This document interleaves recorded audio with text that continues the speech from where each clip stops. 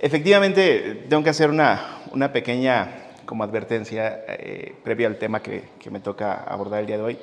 Definitivamente no soy una persona íntegra, no somos perfectos. Es que tomémoslo como una serie de consejos de una persona o de un padre con defectos para otra persona o para otro padre con defectos, porque la realidad creo que de eso se trata. Efectivamente el tema tiene que ver con esta dinámica o este binomio que existe entre la paternidad y la integridad. Creo que es un tema que es bastante complejo de abordar porque cuando hablamos de integridad, lo primero que viene a nuestra mente es esa persona sin tacha, esa persona que no tiene defectos, esa persona que se caracteriza por ser irreprensible. Y yo creo que todos conocemos una persona. En lo particular, he tenido el gusto de conocer a varias personas, pero en lo particular hay dos personas que marcaron mi vida precisamente en esa área, y las dos personas que he reconocido mucho con el tema de la integridad no están aquí ya con nosotros. Entonces, esta es una situación que es lamentable, pero que creo que es lo más importante, que ese recuerdo viva en nosotros, que quede su legado. Me voy a permitir dar lectura a Filipenses 4:8. Por último, hermanos, consideren bien todo lo verdadero, todo lo respetable, todo lo justo, todo lo puro, todo lo amable, todo lo digno de admiración, en fin, todo lo que sea excelente o merezca elogio. Y aquí vamos a empezar a hablar de algo. Cuando hablamos acerca de la integridad, invariablemente tendríamos que hablar de reputación. ¿Qué entendemos por reputación? Aquí hoy sí les voy a pedir que participen, que hablen, que compartan lo que piensan, para que no me dejen solo. ¿Qué entienden por reputación? La opinión colectiva de un grupo de personas sobre un individuo en específico. Ok. ¿Alguien más? Ya traías preparada, ¿verdad? Muy bien. Ok, la reputación precisamente es aquello que los demás piensan que somos. Claro que le metió feeling Toño, entonces quedó mejor. Sin embargo, la integridad es lo que somos realmente. Una cosa es lo que piensan de nosotros las personas que están alrededor, las personas que nos rodean, con las personas con las que trabajamos, las personas con las que vivimos, nuestros vecinos incluso. Pero otra cosa es lo que somos. Y ahí es donde, dijera el pastor hace 8 días, tiene que checar el audio y el video. Entonces, si no existe esta coherencia, si no existe esta amalgama entre estos dos elementos, entonces empezamos a entrar en conflicto. Y para ello tendría que vincular dos elementos. Hoy la idea es compartirles un poco acerca de la experiencia. Les decía, hablo desde mi experiencia.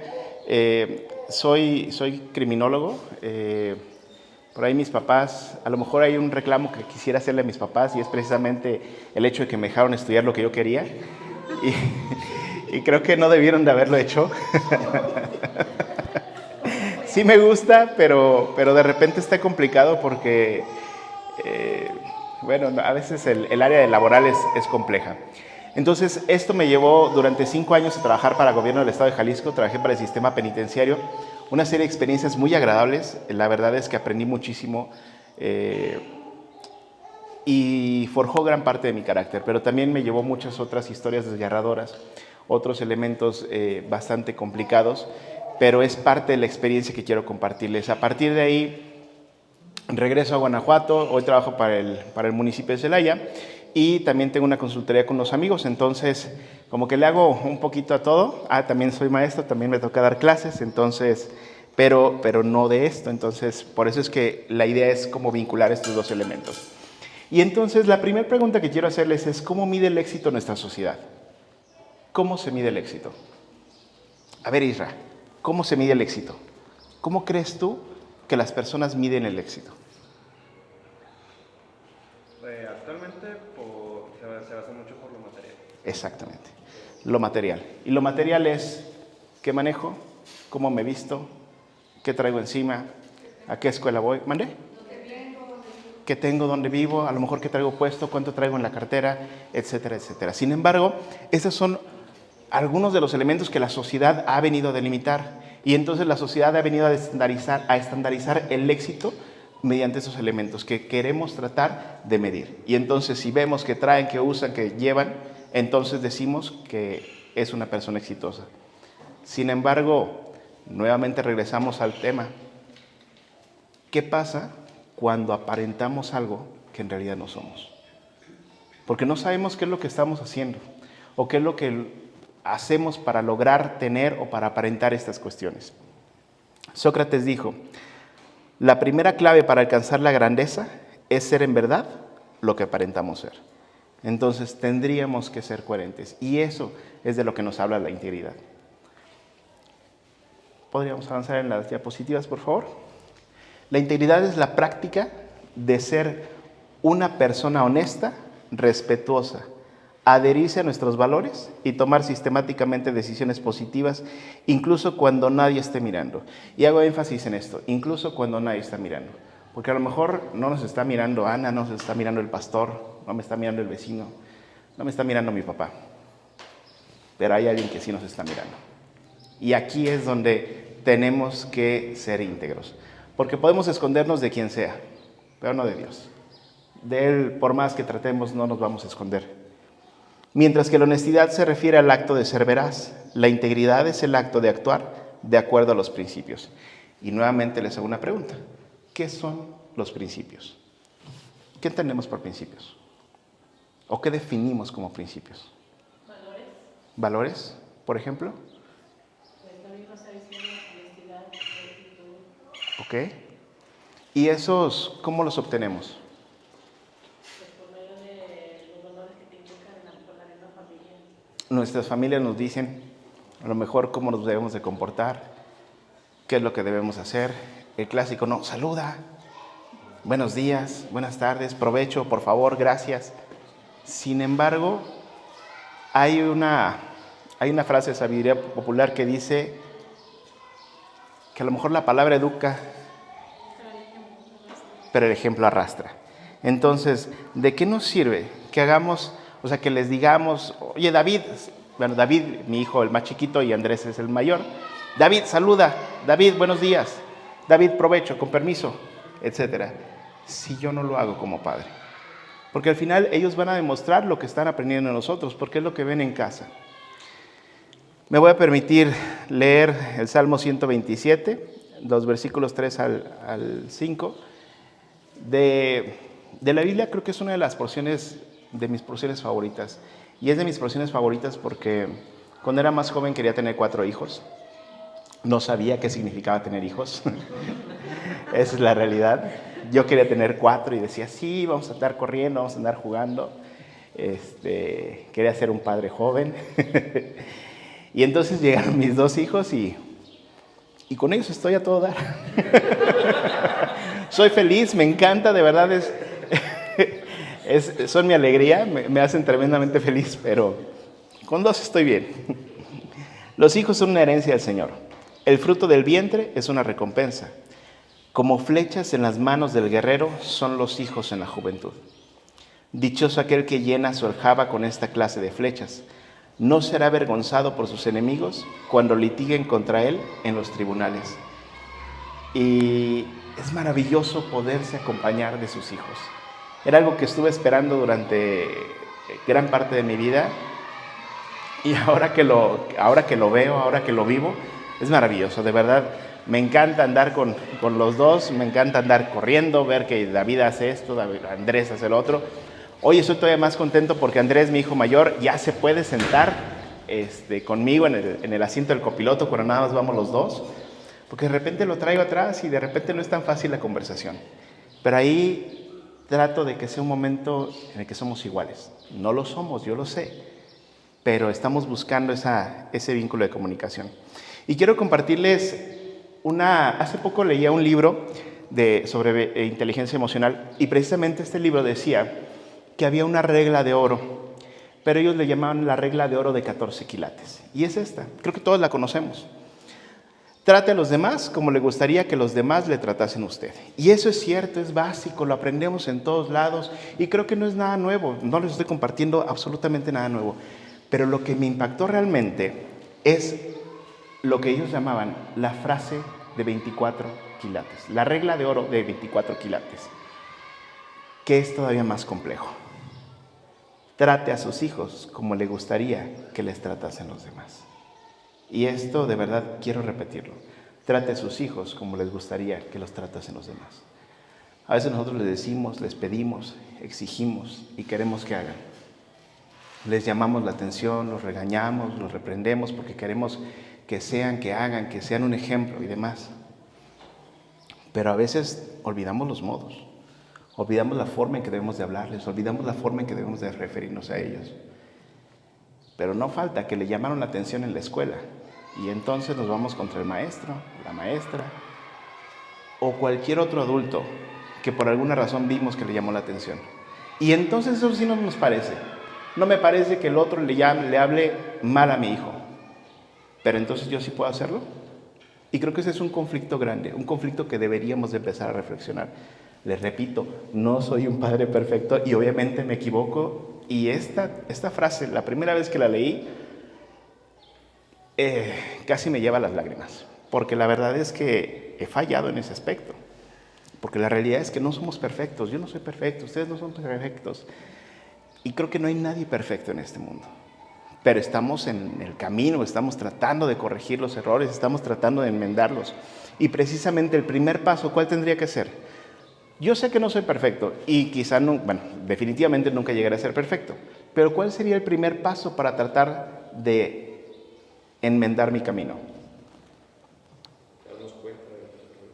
O sea, reconocer los errores. O sea, me equivoqué. Y a veces creo que es algo tremendamente difícil. Siento que ellos dos vieron mis notas, ¿verdad?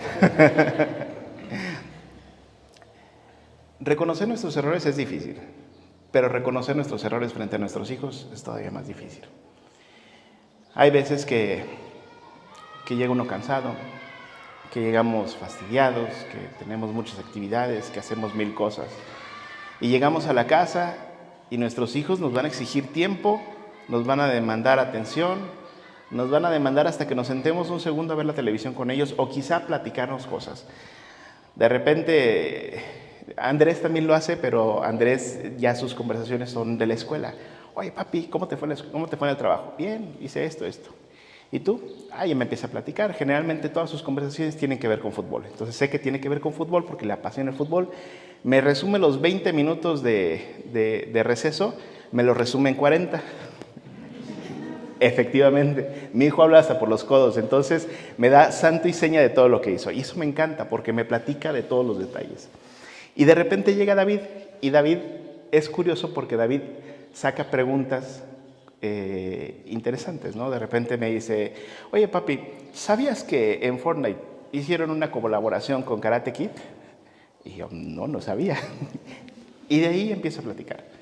Y ese es uno de los aspectos a los que voy.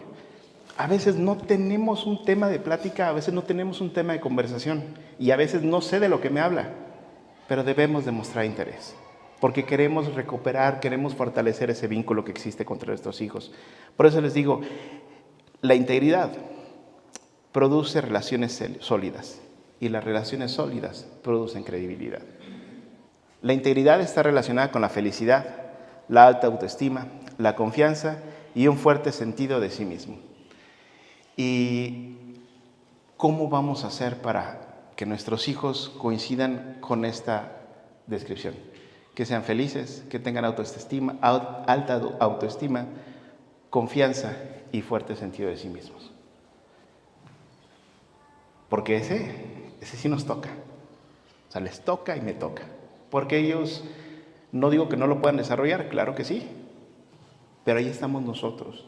Y somos nosotros los que los ayudamos o los que los sumimos. O sea, depende de nosotros. Gran parte fortalecer o forjar esta relación, esta dinámica. Entonces, tenemos que empezar a construir esto. Porque la integridad tiene que ver con esta cuestión. Hoy sabemos, y nos lo han platicado, lo hemos visto en el libro de Ciencias Sociales, lo vimos en la escuela y demás, que el núcleo de la sociedad son las familias. Por lo tanto, esa es la base. Y la pregunta ahora sería, si el núcleo de la sociedad es la familia, ¿cuál es el propósito de las familias? Me decían algunos profesores, crear ciudadanos funcionales. O sea, sí y sí. Pero no dejemos de lado este aspecto. Forjemos ciudadanos felices. Si nuestros hijos son felices, son mejores personas. Si nuestros hijos son felices, ayudan a los demás. Si nuestros hijos son felices, viven mejor. Y si nuestros hijos son felices, ¿quién más es feliz? Nosotros. Creo que no hay nada que nos alegre más que eso. Les decía que doy clases, entonces los sábados doy clases desde las 8:20 hasta las 3:30. Y generalmente llego cansado porque tengo que estar gritando, tengo que estar hablando, tengo que estar forzando la voz. A veces me hacen enojar mis alumnos, a veces no. Entonces, ayer llegué cansadísimo a la casa. Ayer salí temprano porque ya en una tuve examen, entonces no tuve clase. Entonces llegué a las 2:20 a la casa y me saludó Andrés. Ya se regresó porque estaba preparándose y entonces baja David. Y me dice David, papi, al ratito que termine de recoger mi cuarto, ¿podemos jugar fútbol? Le dije, sí. Y entonces dije, si le digo que sí y se sube, probablemente no me levante. Y entonces le digo, agarré la pelota y nos salimos a jugar y empezamos a jugar y empezamos a dar patadas y demás. Y lo primero que hizo David cuando empezamos a jugar fue, ¿te acuerdas, papá, el otro día que salimos a jugar fútbol y me diste un balonazo en la cara y me hiciste ¡fium! Para él, ese es un recuerdo que construí o que construimos juntos. No sé cuánto tiempo le va a durar, no sé cuánto tiempo lo va a atesorar, pero me di cuenta que dedicarle esos 20 o 30 minutos de estar peloteando con él, para él valen más del tiempo que yo pudiera haber estado haciendo otra cosa. ¿Qué podría haber estado haciendo? Acostado, viendo la tele, hidratándome, tomando agua, haberme metido a bañar. No vale la pena. Vale la pena más pasar ese tiempo con nuestros hijos. Y al final nos dice, estas características pueden ayudar a niñas, niños y jóvenes a resistir la presión para involucrarse en comportamientos de riesgo. Y aquí es donde les decía yo, entra ese temor. José Andrés tiene 15 años, David tiene 7, 8, pero Andrés tiene 15 años. Tengo 3 años antes de que él cumpla los 18 y me diga, gracias papá, la pasé a todo dar con ustedes, me educaron y todo bien chido, pero la verdad es que ya no quiero estudiar y me voy a ir a trabajar o alguna cosa, ¿no? Yo espero en Dios que no pase, digo, la verdad no ha dado indicios de eso, pero tengo 3 años para fortalecer este vínculo con él. Tengo 3 años antes de que él sea mayor de edad y no sé qué vaya a hacer, no sé si quiera cambiar de planes, no lo sé. Y eso me preocupa. Entonces tengo 3 años para trabajar más fuertemente en cómo fortalecemos esta relación, cómo somos mejores amigos, porque de verdad que quiero ser su mejor amigo. Porque yo sé que nuestros jóvenes, así como nosotros como padres, o cuando fuimos hijos o cuando fuimos adolescentes, teníamos miles de dudas, miles de preguntas, porque no sabíamos qué hacer, no sabíamos cómo enfrentar los retos de la vida. Pero si no me los pregunta a mí, se los va a preguntar a alguien más. Y a saber a quién se los va a preguntar. Yo me acuerdo muchas de las pláticas que tuve con amigos de primaria o de secundaria y que hoy digo, ¿de verdad tú te la creías? Porque ahorita me cuesta trabajo. Pero si no estoy yo ahí para ellos, alguien más va a estar.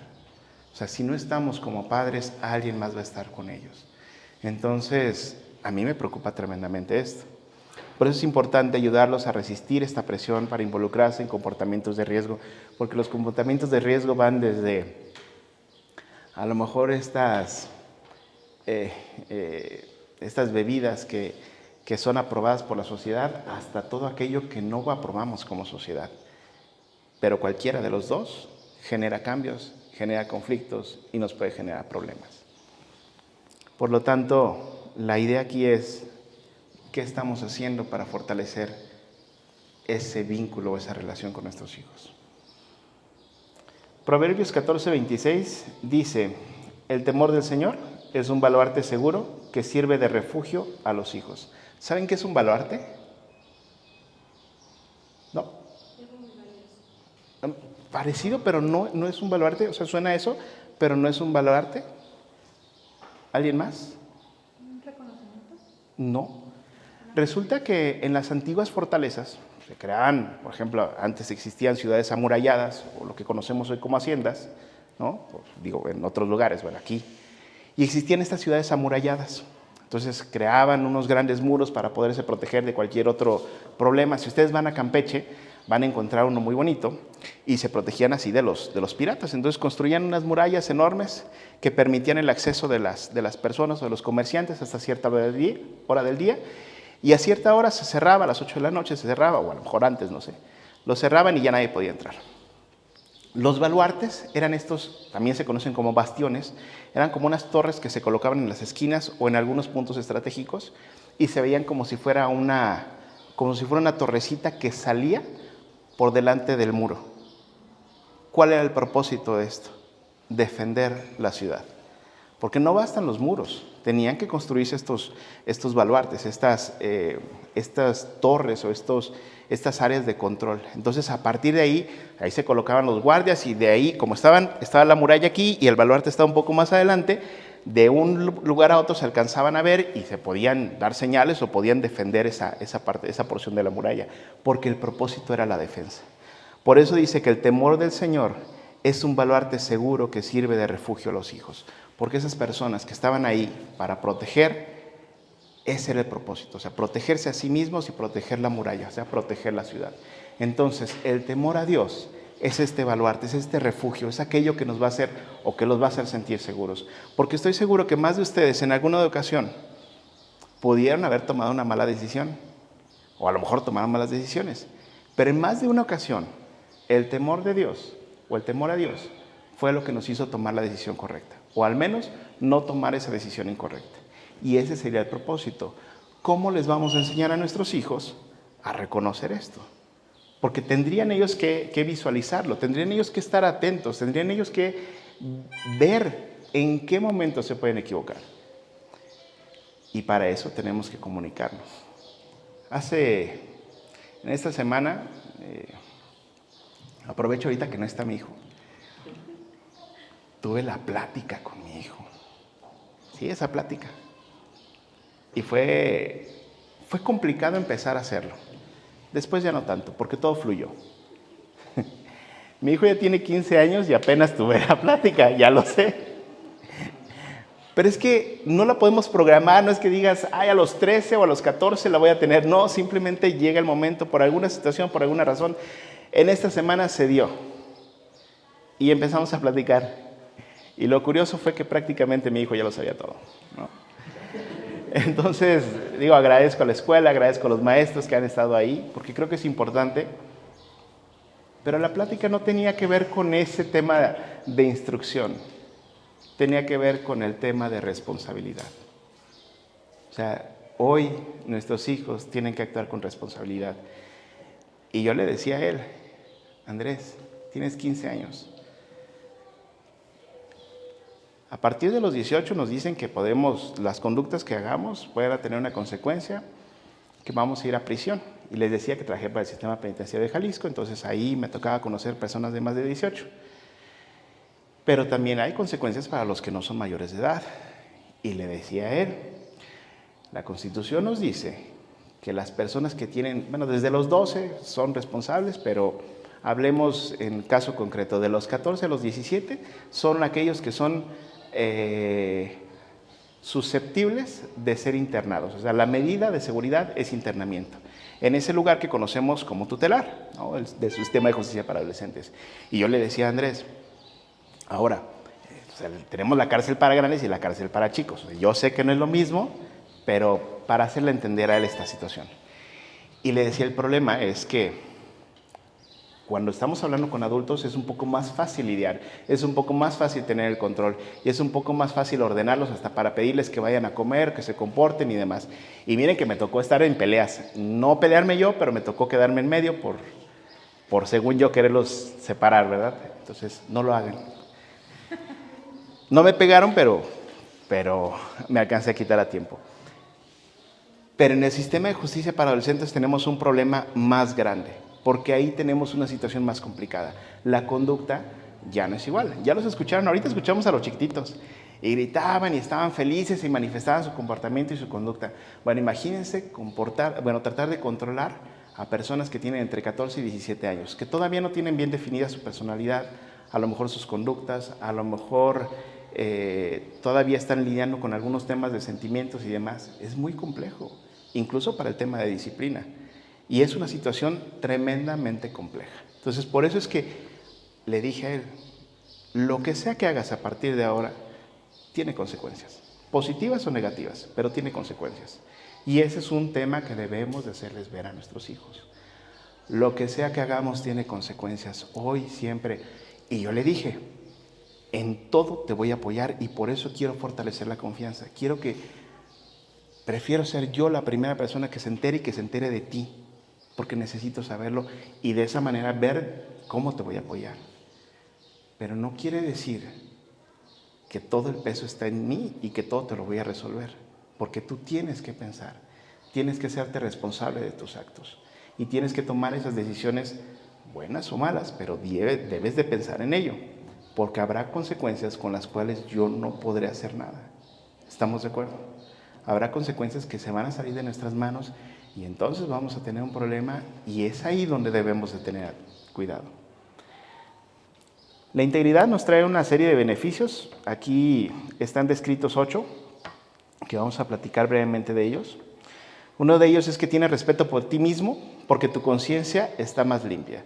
Y la realidad es esto: si somos íntegros, si somos de una sola pieza, entonces tenemos esta posibilidad de hablar con esta conciencia.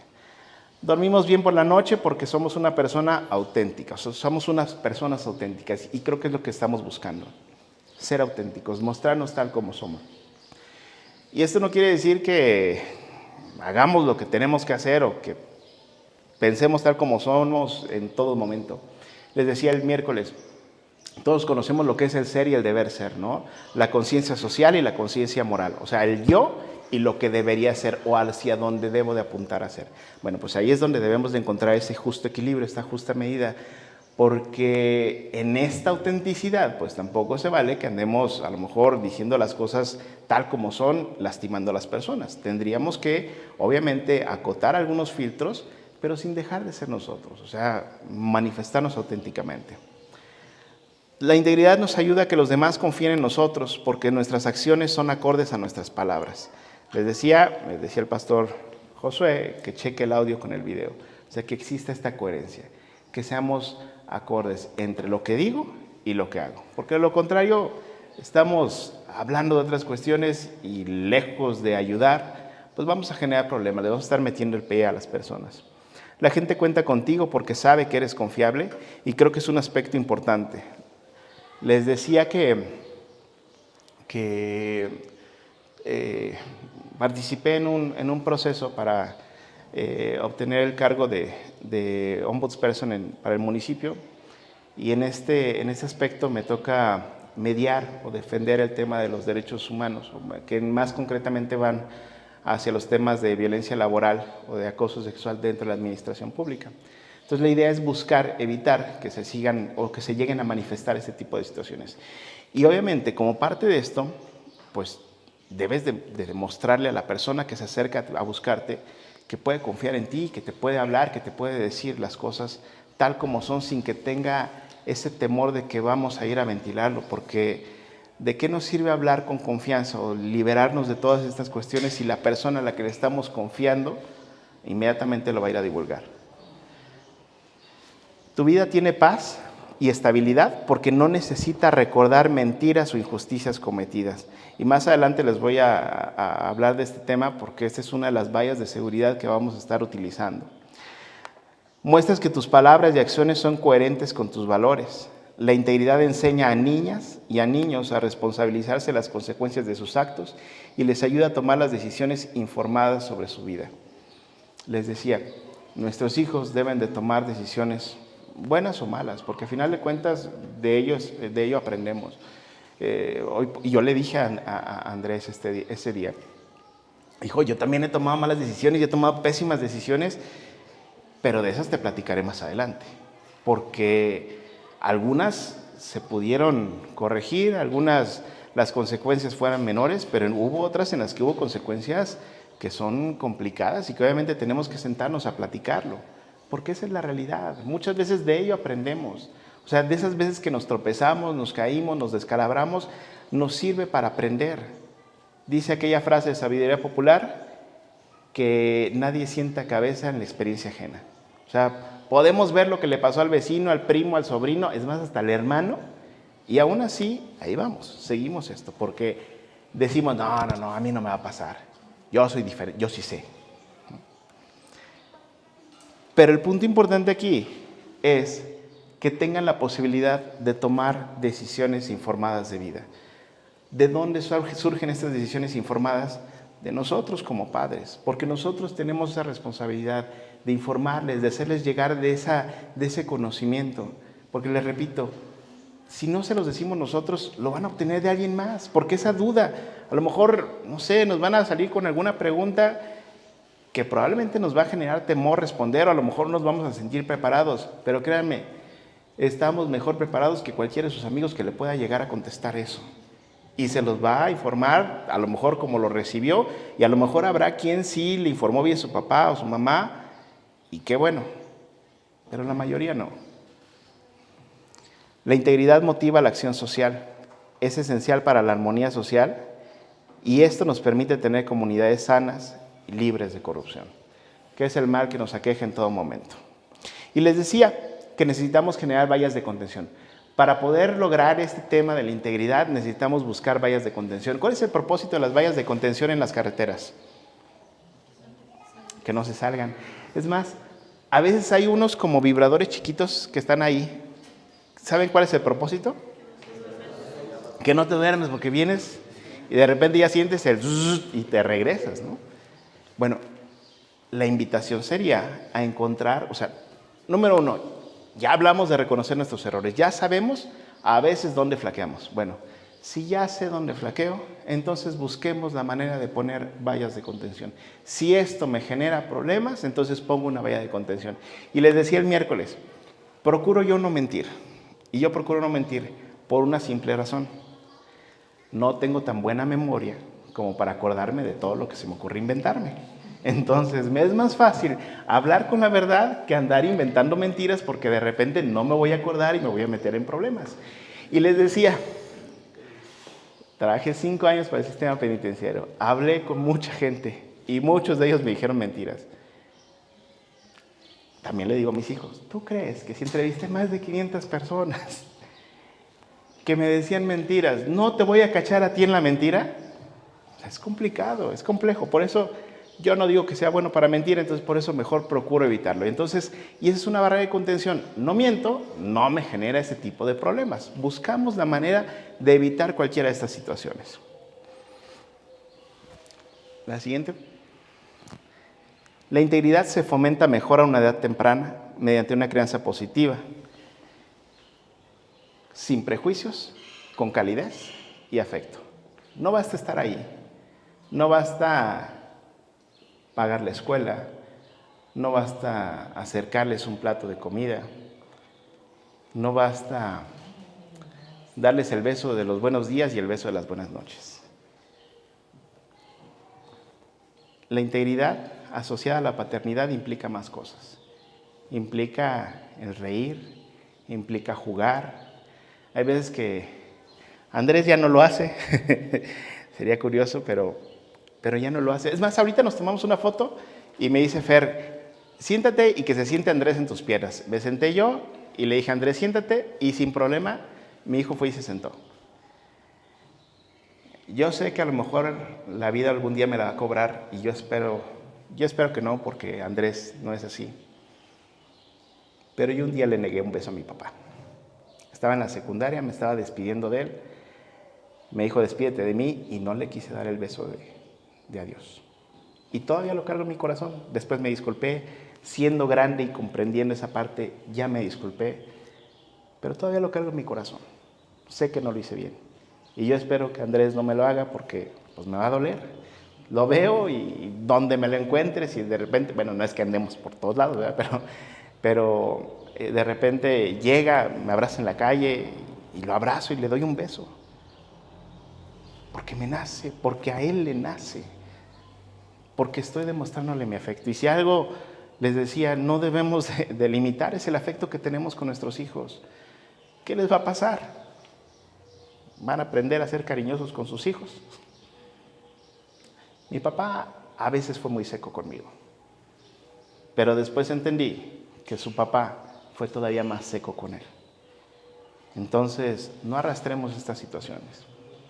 Yo hoy he decidido demostrarles el afecto a mis hijos y a David, a Andrés, porque yo no lo puedo cargar porque está muy alto, y no porque no pese, porque en realidad es como un fideo de unos 73, porque ya me alcanzó, pero pues si lo levanto, pues a lo mejor llega al techo. Pero con Davidcito no, Davidcito está igual, es un fideo, pero chiquito, y él sí lo cargo, ya tiene 8 años y todavía se deja cargar, y lo disfruto porque no sé cuándo va a ser la última vez que lo cargue. No sé cuándo va a ser la última vez que me abrace y que me diga papi o papito. Lo mismo pasa con Andrés. Pero esos son esos episodios que no queremos perderlos de nuestra vida. Entonces, la afectividad, o sea, ese afecto que nosotros podamos demostrarle a ellos, no les va a rendir más que buenos frutos, porque el día de mañana ellos van a poder ser afectuosos con su pareja, con sus hijos, con los hijos de sus hijos. Y eso no está mal. Para terminar, les voy a hablar de dos cuestiones. Y una tiene que ver, va a parecer clase, pero les prometo que no es clase. Vamos a hablar acerca de la teoría del control y la teoría del arraigo social. Las dos están vinculadas. La teoría del control es una teoría de un criminólogo norteamericano llamado Travis Hirschi. Y él, mientras empezó a estudiar acerca de por qué las personas cometen conductas delictivas, porque ese es el propósito de la criminología, les digo rápido, ¿no? La criminología no tiene nada que ver con recoger muertos, ni ver sangre, ni nada de eso. Yo sé que tienen esa pregunta, pero se las ahorro, no tiene nada que ver con eso. O sea, yo nada más los vi en una clase que me llevaron porque era de anatomía y fuimos al forense y nos tocó una necropsia. Y ya, pero fue todo, o sea, no me toca eso. La criminología se encarga de estudiar las conductas antisociales, o sea, por qué las personas cometen delitos. Y eso es lo que tratamos de buscar, tratamos de entender para evitar que se manifiesten, para corregir, para generar acciones, políticas públicas, etc.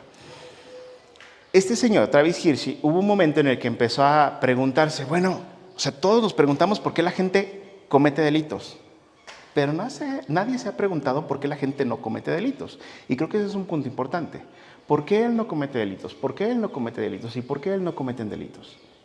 ¿Qué sucedió en su vida para que ellos continúen este camino aceptado por la sociedad?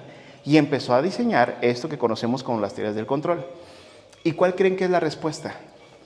Esa es una de las respuestas. Los medios de control informal. Los medios de control formal son la policía, los jueces, etcétera, etcétera, etcétera. O sea, te portas mal y vas para atrás. Pero el primer medio de control informal está en la casa y es la familia, ¿no? Ese momento en el que te levanta la voz y sopas, no, corríjase, salude, buenos días.